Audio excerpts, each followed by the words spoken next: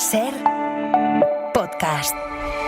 Hace un par de semanas llamó la atención que la Comisión Europea tuviera que recordar a los participantes en sus reuniones oficiales que está terminantemente prohibido el uso de asistentes virtuales para participar en esas juntas. Asistentes virtuales que utilizan, en muchos casos, inteligencia artificial. Es una muestra más de cómo esa tecnología se cuela en nuestras vidas cada día de manera más normalizada en todo tipo de aspectos, desde ese profesional a lo cotidiano o incluso lo personal. Bebé, hazme un menú para la semana y, como te dije, desayunos y cenas bien contundentes, porfa. Claro, cariño, por supuesto. Aquí te dejo un menú semanal bien contundente de esos que te abrazan el alma, para que durante tus ventanas de ayuno comas como una reina y no te falte de nada. Vamos allá. Hola, bebé. Oye, ¿no se puede usar la niacinamida con la vitamina C o sí se puede usar? Sí, puedes usar niacinamida con vitamina C. Alexandra Furnea, ¿qué tal? Muy buenas. Hola, Fernando. Oye, ¿quién es Cami? Cami es mi compañera de piso y ella utiliza ChatGPT para todo. Yo la veo en la cocina hablando con ella como si fuera su mejor amiga. Literalmente. El caso es que podemos encontrar ChatGPT y otros asistentes virtuales que utilizan inteligencia artificial prácticamente en todos sitios. Exacto, mira, en el móvil ya lo tenemos, en las redes sociales, hace poquito Meta, por ejemplo, también lo añadió, y en los asistentes de voz como Alexa. Aunque ahora están bastante de moda, las IAs no son tan nuevas como nosotros podemos pensar. No llegaron con ChatGPT en 2022, llevan desde los años 60, que es cuando se creó el primer chatbot que permitía una conversación entre una persona y una máquina. O sea, que lleva décadas con nosotros. Exacto, y seguro te estarás preguntando qué es una IA como tal. Pues mira, le hemos preguntado directamente a ChatGPT a ver qué es. Una inteligencia artificial, IA, es un sistema creado por humanos que intenta imitar la inteligencia de las personas. Es decir, es una tecnología que puede pensar, aprender, resolver problemas o tomar decisiones, aunque no sea consciente como un ser humano. Ya ves, esta herramienta nos sirve para todo, la podemos utilizar para muchísimas cosas. Te puede planificar un viaje, por ejemplo, si quieres visitar a tu tía Pilar que está en Polonia. También, si quieres hacer una lista de la compra, comparando los precios que hay en diferentes supermercados. Y yo, por ejemplo, lo estoy utilizando en la universidad para buscar información extra en temas que me dan los profesores. Hemos salido a la calle y hemos preguntado a ver para qué lo suelen utilizar. ChatGPT es mi nuevo Google, más información en una manera fácil y organizado. Que por ejemplo, con las presentaciones que nos dan los profesores, le pedimos a ChatGPT que nos haga test o preguntas sobre ello y ayuda también para hacer ejercicios prácticos y ayuda al estudio. Para que me explique cosas, por ejemplo, historia, pues para que me lo explique, porque no me gusta estudiar solamente memorizando, me gusta entenderlo, entonces mayormente para la educación. Ya ves que también es súper útil en campo específico, como por ejemplo si lo quieres utilizar como profesor. O si tienes alguna duda compleja o necesitas entender algo en profundidad, la IA es capaz de buscarte esa información en más de 50 fuentes, sintetizarla y además explicártela de manera tan sencilla que no tienes que preocuparte de que no lo vas a entender. O incluso ayuda al mismo profesorado, como cuenta Cristina Aranda, doctora en lingüística. Pues genérame esto y destacar por lo que quieras, determinado. Mándale una instrucción a la maquinita y ahora en el texto que has extraído señálame los sustantivos, los adjetivos, y tenemos millones de aplicaciones, incluso al propio profesorado. Decías, Alexandra, que desde hace años utilizamos la IA, la inteligencia artificial, aunque no lo hayamos sabido. Cuando yo hago una búsqueda, por ejemplo, en un buscador web como Google, pongo 3 palabras y más o menos me puede dar unos resultados medianamente refinados. Lo que no sé es cómo habría que buscar en estas inteligencias artificiales, cómo hay que interactuar con ellas para que los resultados sean los que realmente estamos buscando. Pues mira, cuanta más información le des, mejor. Y todo depende de cómo se lo pidas, pues te dará una información más concreta o menos. Y ahí entran los famosos prompts. Le hemos pedido que nos den un guión para una charla TEDx sobre inteligencia artificial en la EPN. A este texto de entrada, hoy por hoy lo llamamos prompt, y ajustar este texto de entrada es lo que se denomina el prompt engineering. No sé, Fernando, si conoces este término que Marco Benalcázar, es un experto en IA, comentaba hace unos meses en una TED Talk. Son los prompts, que en español, para que todos nos entendamos, son esos comandos o instrucciones que le tenemos que dar a la IA a la hora de pedirle algo. Pues precisamente para saber cómo tenemos que interactuar con una IA, con una inteligencia artificial, está con nosotros Hugo Ramallo, ingeniero de prompts y experto en inteligencia artificial. Hugo, ¿qué tal? Bienvenido a Código de Barras.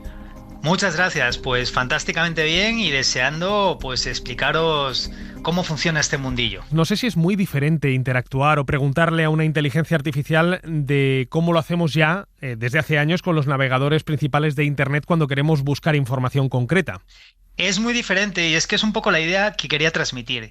Que uno de los errores más comunes es pensar que tenemos que comunicarnos con una IA como si fuera Google. Y realmente no es así. Realmente con una IA como debemos comunicarnos es como si fuera con una persona. Digamos que tenemos que pedirle cosas, pero no tenemos que, darle instrucciones como si buscásemos algo, como si buscásemos un viaje o información sobre algo, sino que tenemos que hacerle peticiones. Tenemos que darle una serie de instrucciones que hacen que la IA nos responda de manera pues adecuada. Así que es totalmente diferente a, por ejemplo, pues utilizar un navegador de Internet o un buscador, mejor dicho. Ponme un ejemplo concreto, Hugo. Por ejemplo, yo me quiero ir este puente de mayo de viaje a Mallorca. ¿Cómo puedo yo pedirle a la inteligencia artificial que me ayude a encontrar un billete de avión barato, un hotel cómodo, cercano al lugar donde quiero estar y que me recomiende un par de restaurantes para poder ir a comer tranquilamente en estos días mientras estoy allí en Mallorca? ¿Cómo lo haría?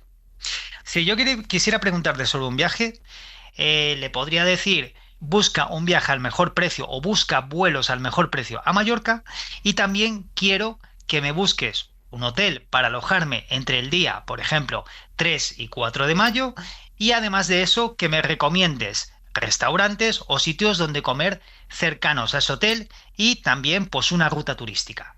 Entonces, la manera de preguntarle es al final como si le preguntásemos a una persona. Tenemos que pensar en comunicarnos con ella como si le estamos preguntando a alguien de una agencia de viajes. De alguna manera. Oye, pues búscame esto, quiero algo económico. Incluso le puedo decir en la búsqueda que no supere el hotel pues los 150 euros la noche, o que el vuelo sea como máximo de 200 euros. Puedo especificarle eso y tanto un ChatGPT como un Google Gemini nos busca esta información y nos trae todos los resultados donde nos indica, pues mira, tienes el hotel X, tienes también el vuelo por la compañía X, que lo tienes a tal hora, y nos da una serie de datos de un itinerario. Te recomiendo ir a este restaurante que tiene muy buena reputación porque he detectado que tiene X estrellas, y además también pues te recomiendo hacer esta ruta turística que es muy interesante. O sea, no es cuestión de que busque información como Google, es cuestión de que nos hace recomendaciones basadas además en lo que encuentra por internet, en lo que considera que es lo mejor, en función de lo que le digamos nosotros y de lo que no son los parámetros que le digamos que tiene que tener en cuenta, como puede ser el precio, horario o lo que le indiquemos. No sé si hay trucos concretos, palabras clave que se puedan utilizar para lograr mejores resultados. Había escuchado que si uno hace mucha insistencia en los prompts a la hora de decir que esto es muy importante o que lo deseo mucho, la inteligencia se esmera más en esa búsqueda concreta. No sé si eso es así, si hay trucos que tú nos puedas dar para lograr mejores resultados. Sí, o sea, hay cosas que ayudan y además se ha demostrado mediante papers donde se estudia cómo nos contestan las inteligencias artificiales y cómo reaccionan a diferentes estímulos. Y una cosa importante, sobre todo a la hora de pedirle cualquier cosa a una inteligencia artificial, ya no solo una búsqueda o un viaje. Imaginaos que queremos pedir pues que nos dé una orientación laboral y quiero, por ejemplo, que redacte un correo. Yo le podría decir: actúa como un experto en orientación laboral, donde le estoy diciendo que tome un rol. Esto es importante porque a la hora de tomar un rol lo que va a hacer es ponerse en el papel, por ejemplo, de un experto en orientación laboral. Si yo le digo, por ejemplo, redacta un correo breve, formal y profesional para solicitar una reunión con el Departamento de Recursos Humanos. Además, le añado: el objetivo es hablar sobre nuevas oportunidades internas de crecimiento. Cuanto más claros seamos, cuanto más contexto demos a la inteligencia artificial, mejor va a ser la respuesta. Si no conseguimos la respuesta acertada a la primera, podemos seguir trabajando hasta que encontremos la respuesta ideal, tal y como lo estamos buscando. Pero lo que sí funciona es, primero, ponerle un objetivo, luego decirle que se meta en un rol y luego también darle contexto. Esto lo podemos aplicar de muchas maneras. Por ejemplo, si yo le digo: quiero que me organices la lista de la compra de la semana basado en recomendaciones saludables como si fueras un experto en nutrición.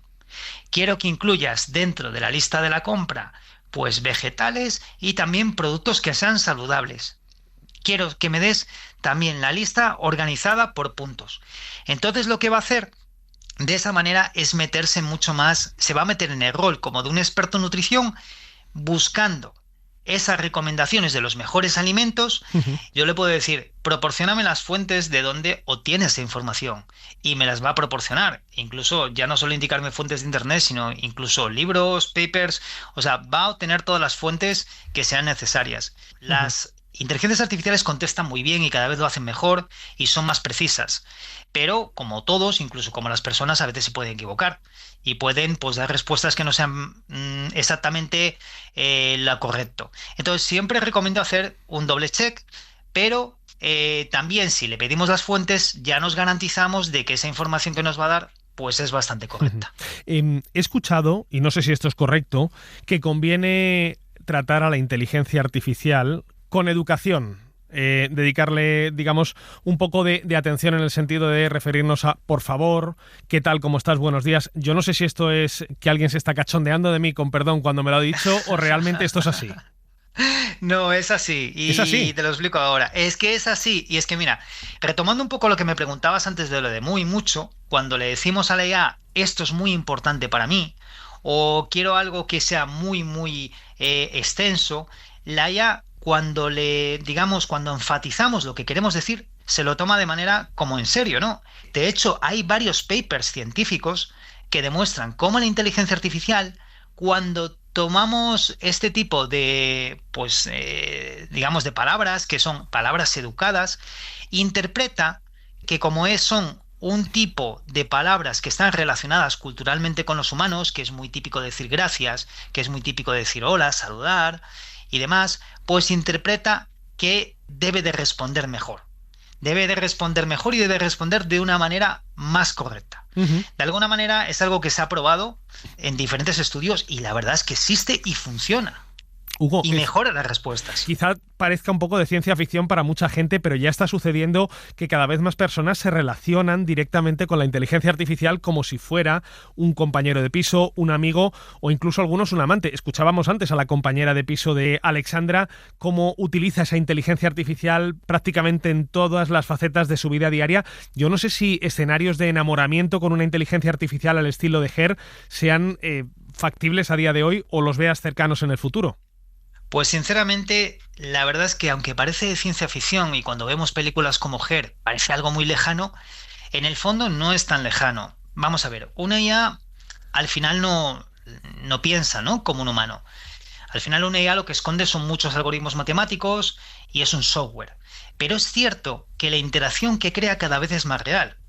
Porque digamos que las IA son tan complejas por dentro y como no están programadas para generar respuestas fijas, sino que lo que hacen es generar respuestas que pueden ser aleatorias, pues cada vez se nota como más real, más orgánica. Y a mí me ha pasado, yo ahora mismo, por ejemplo, a veces converso con la IA para preguntarle cosas o para practicar inglés. Yo lo utilizo para practicar inglés.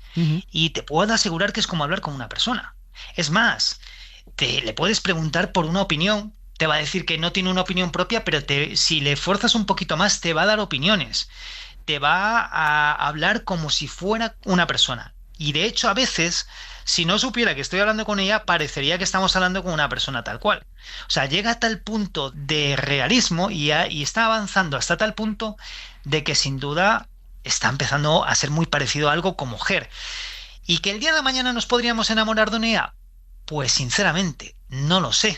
No quiero decir que sí, pero la línea entre lo que es una IA y cómo habla una persona cada día se está, digamos, haciendo más fina y llegará a un punto donde diferenciarlo sea muy complicado. Por último, Hugo, no sé si existen de cara a los usuarios o a los consumidores riesgos claros de ciberseguridad. Estoy pensando en esos agentes estatales y no estatales que a lo mejor aprovechen las consultas que hagamos a través de inteligencia artificial para tomar datos concretos y personales de los usuarios, o incluso las propias empresas, las grandes corporaciones que tienen intereses comerciales y que puedan ayudar a programar esas inteligencias para que los resultados que nos den no sean acordes a nuestros intereses, sino a los suyos. Sí, o sea, hay un riesgo en ese sentido, claro. La IA, al final tenemos que tener en cuenta que un software que se entrena con datos. En función de los datos con los que se entrene, pues lleva inherente un sesgo. Y ese sesgo muchas veces puede estar inducido a veces por los propios creadores de las IAs, ¿no? Y de hecho eso puede hacer que nos dé respuestas pues con cierto sesgo, con cierto contenido que puede de alguna manera responder a ciertos intereses pues de lobbies o de empresas o otros entes. Entonces sí es algo que existe, que está ahí, aunque se busca, y para eso hay expertos que se dedican a analizar la ética de la inteligencia artificial, se busca que esto se evite lo máximo posible, que se analicen los algoritmos, que se eviten sesgos, y hay pues infinidad de expertos que se dedican a analizar las IAs para evitar que esto suceda. Pues habrá que hacerse la idea de que la inteligencia artificial está aquí para quedarse y esperemos que para facilitar nuestra vida o al menos no hacérnosla mucho más difícil. Hugo Ramallo, formador en inteligencia artificial, ingeniería de prompts y machine learning. Muchísimas gracias por haberte pasado hoy por Código de Barras y dejarnos estas respuestas que espero que no hayan sido generadas por inteligencia artificial. No, para nada. Muchas gracias y nada, gracias por todo. Ha sido un placer. Bueno, Alexandra, creo que al menos ya sé un poco mejor cómo tengo que dirigirme a una inteligencia artificial para que no me conteste cualquier cosa, para que al menos el resultado sea lo más acotado posible a lo que yo estoy buscando. Pero, ¿quién está detrás de las inteligencias artificiales de las que hemos estado hablando? Porque tener un asistente virtual, esa secretaria, ese becario gratuito, a todo el mundo le puede parecer maravilloso. Pero claro, no debe ser algo que salga gratis.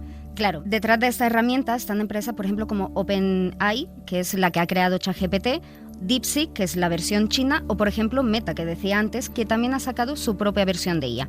Esas empresas pues suelen funcionar un poco por subvenciones de empresarios o políticos, pero también cuentan con las versiones de pago que mejoran los servicios y que además ayudan a mantener pues esta enorme maquinaria activa.